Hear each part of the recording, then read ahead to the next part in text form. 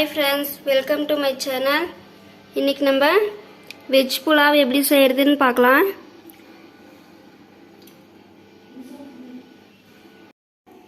வாங்க இப்போ நம்ம எப்படி செய்யறதுன்னு பார்க்கலாம்.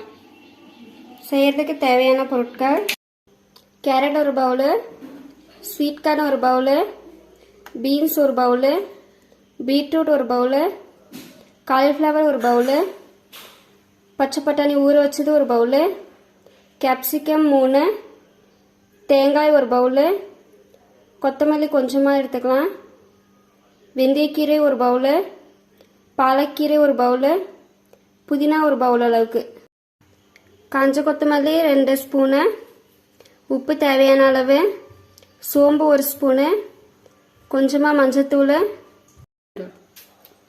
கொஞ்சம் முந்திரி, இஞ்சி பூண்டு பேஸ்ட்டு 2 ஸ்பூனு, தக்காளி 2, 4லேருந்து 5 வெங்காயம், எண்ணெய், பச்சை மிளகாய் ஒரு 6லேருந்து 7, 4 ஏலக்காய், ஜாதிபத்திரி 1, ஒரு 7 கிராம்பு, பட்டை 3 துண்டு, ஜீரா ரைஸ் 1 கிலோ.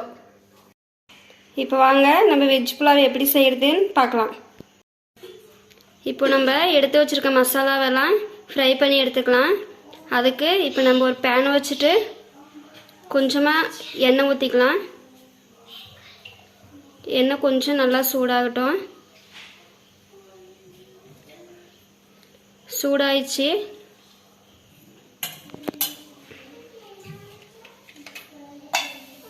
இப்போ பட்டை போட்டுக்கலாம். கிராம்பு போட்டுக்கலாம். ஏலக்காவும் சேர்த்துக்கலாம். ஜாதிபத்திரி போட்டுக்கலாம். போட்டு கொஞ்சம் ஃப்ரை ஆகட்டும். ஃப்ரை ஆனதும் பச்சை மிளகாய் சேர்த்துக்கலாம். பச்சை மிளகாய் சேர்த்து நல்லா வதக்கலாம். இந்த அளவுக்கு ஃப்ரை பண்ணியாச்சு. ஃப்ரை பண்ணதும் காஞ்ச கொத்தமல்லி சேர்த்துக்கலாம். சேர்த்து நல்லா ஃப்ரை பண்ணி விட்டுக்கலாம். காஞ்ச கொத்தமல்லி நல்லா ஃப்ரை ஆயிடுச்சு. இப்போ சோம்பு சேர்த்துக்கலாம். சோம்பு சேர்த்து கொஞ்சம் நல்லா ஃப்ரை பண்ணி விட்டுக்கலாம். இப்போ பாருங்கள் நல்லா ஃப்ரை ஆயிடுச்சு. இப்போ ஒரு பிளேட்டில் இதெல்லாம் மாற்றி எடுத்துக்கலாம். இப்போ 1 ஸ்பூன் எண்ணெய் ஊற்றிக்கலாம். எண்ணெய் ஊற்றிட்டு கொஞ்சமாக சூடானதும் பாலக்கீரை எடுத்து வச்சுக்கிறத போட்டு ஃப்ரை பண்ணிக்கலாம். நல்லா பச்சை வாசனை போகிற அளவுக்கு நல்லா ஃப்ரை பண்ணி எடுத்துக்கோங்க. பாருங்கள் பாலக்கு இந்த அளவுக்கு நல்லா ஃப்ரை ஆயிடுச்சு. பாலக்கு உடம்புக்கு கூட ரொம்ப நல்லது. இந்த மாதிரி வதக்கி எடுத்து செய்யும் போது கலர் நல்லா கொடுக்கும்.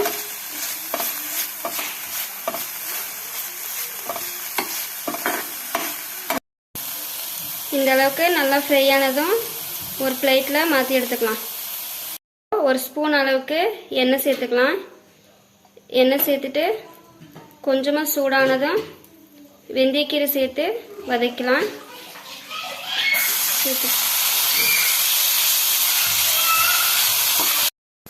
வெந்தயக்கீரை நல்லா வதங்கிருச்சு. இப்படி வதக்கி போடும்போது நல்லா ஸ்மெல்லு கூட கொடுக்கும். ரொம்ப நல்லாயிருக்கும். இப்போ ஒரு பாத்திரத்தில் மாற்றி எடுத்துக்கலாம். 1 ஸ்பூன் எண்ணெய் ஊற்றிக்கலாம். எண்ணெய் ஊற்றிட்டு கொஞ்சம் சூடாயிருச்சு. சூடானதும் புதினா சேர்த்துக்கலாம். புதினா சேர்த்து பச்சை வாசனை போகிற அளவுக்கு நல்லா வதக்கிக்கலாம். நல்லா வதக்கி செய்யும்போது ரொம்ப டேஸ்ட்டாக கூட இருக்குங்க. பச்சை வாசனை போகிற அளவுக்கு நல்லா வதக்கலாம். பாருங்கள் இப்போ இந்த அளவுக்கு நல்லா ஃப்ரை ஆயிடுச்சு. இப்போ இதை மாற்றி எடுத்துக்கலாம். இப்போ கொஞ்சமாக எண்ணெய் சேர்த்துட்டு கொஞ்சம் சூடானதும் கொத்தமல்லி வதக்கி எடுத்துக்கலாம். கொத்தமல்லியும் நல்லா பச்சை வாசனை போகிற அளவுக்கு வதக்கலாம். இது எல்லாமே நல்லா அரைச்சி போடும்போது நல்லா ஸ்மெல்லும் கொடுக்கும், கலர் கூட கொடுக்கும். இப்போ பாருங்கள் எல்லாமே நல்லா ஃப்ரை ஆயிடுச்சு. ஃப்ரை ஆனதை இப்போ ஒரு பாத்திரத்தில் மாற்றிக்கலாம். மாற்றினதும் நல்லா ஆற வச்சு எடுத்துக்கலாம். குக்கர் வச்சுட்டு குக்கர் நல்லா சூடாயிடுச்சு. சூடானதும் எண்ணெய் சேர்த்துக்கலாம். எண்ணெய் சேர்த்தாச்சு. எண்ணெய் நல்லா இப்போ சூடாகட்டும். நம்ம மசாலாலாம் அரைச்சி எடுத்துருக்கனால இதில் மசாலாலாம் சேர்க்கணுன்ற அவசியமே இல்லை. இப்போ எண்ணெய் நல்லா சூடாயிடுச்சு. முந்திரி சேர்த்துக்கலாம்.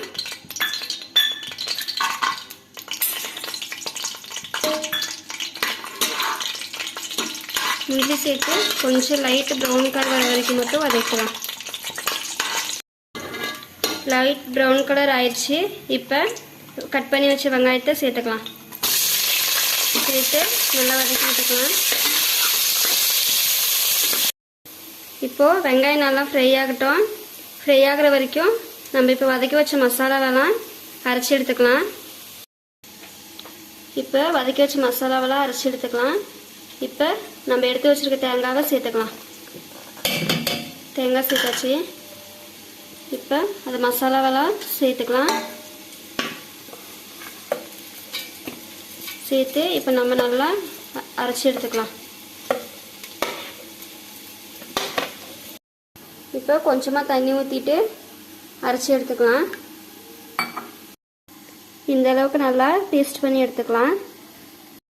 இப்போ பாருங்கள் நல்லா ஃப்ரை ஆயிடுச்சு. இப்போ இஞ்சி பூண்டு பேஸ்ட்டு சேர்த்துக்கலாம்.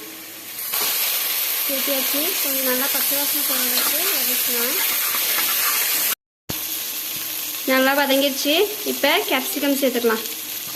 சேர்த்து கொஞ்சம் நல்லா ஃப்ரை பண்ணிக்கலாம். பாருங்கள் நல்லா வதங்கிடுச்சு. இப்போ கட் பண்ணி வச்ச தக்காளியை சேர்த்து நல்லா வதக்கலாம்.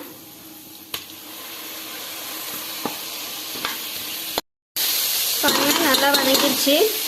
இப்போ மஞ்சள் பொடி சேர்த்துக்கலாம். மஞ்சள் பொடி சேர்த்து கொஞ்சம் நல்லா வதக்கி விட்டுக்கலாம். மஞ்சத்தூளோட வாசனை கொஞ்சம் போட்டு பச்சை வாசனை போனதும் நம்ம கட் பண்ணி வச்சுருக்க வெஜிடபிள்ஸ் எல்லாம் சேர்த்து வதக்கலாம். நம்ம எல்லா வெஜிடபிள்ஸும் சேர்க்குறோம். அதனால் சின்ன பசங்களாம் நல்லா விரும்பி சாப்பிடுவாங்க. நம்ம பொரியல்லாம் பண்ணும்போது யாரும் சாப்பிட மாட்டாங்க. இப்படி நம்ம பண்ணும்போது டேஸ்ட்டாகவும் இருக்கும். அவங்க விரும்பி கூட சாப்பிடுவாங்க.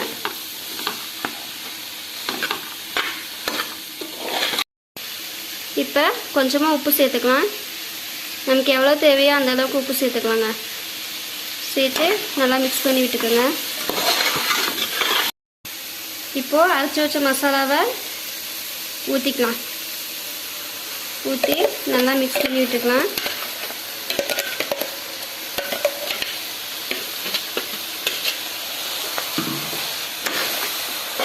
பாருங்க இந்த மாதிரி நல்லா மிக்ஸ் பண்ணி விடுங்க. இப்போ கொஞ்சமாக நம்ம தண்ணி சேர்த்துக்கலாம். தண்ணி சேர்த்து இருக்கோம். இப்போ அதை சேர்த்துக்கலாம். 1 கப் அரிசிக்கு 2 கப் அளவுக்கு தண்ணி ஊற்றிக்கலாம். நம்ம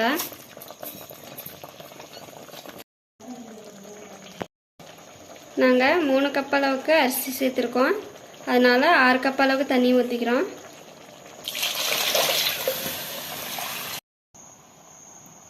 இப்போது நம்ம குக்கர் மூடிட்டு 2 விசில் வர வரைக்கும் விடலாம்.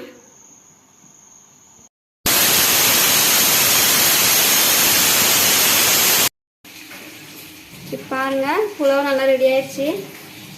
இப்போ நம்ம நல்லா மிக்ஸ் பண்ணி விட்டுக்கலாம்.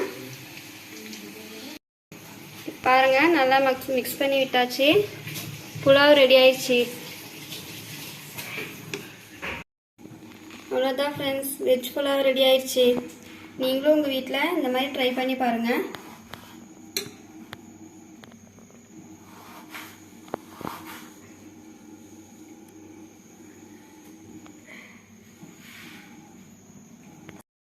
சப்ஸ்கிரைப் பண்ணுங்க, லைக் பண்ணுங்க, ஷேர் பண்ணுங்க, கமெண்ட் பண்ணுங்க.